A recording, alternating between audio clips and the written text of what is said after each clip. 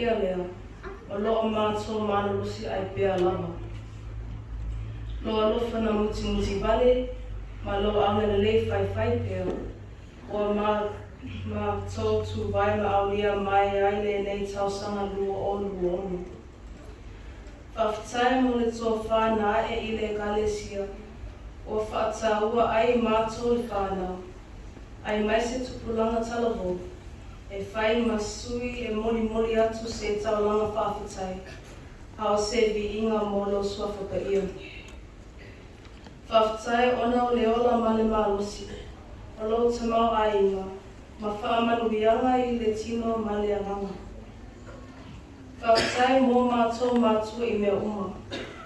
Whawhitai mo i mātou le whānau. O le tufina e fuaina mai mo mātua. Whawhitai mo lau i kalesia. O lo tino lava lea ua mātou au ana atu ai i lawa fio. Ina ia mātou manuia masaunga le mu. Whawhitai ono Yesu la mātou o sili. Na fuaina mai le poto ma le atamai.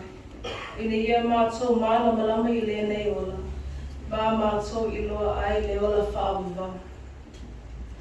O le whaoratanga na whaia Yesu. I lona tino malona toto pa ia. O la mātou vi inga siri lava lea. E ala i le salamoa ma whaatua whaamaoni lona suaka. O le talo whaafatai. E ala ia Yesu Kristo lea li i male whaola.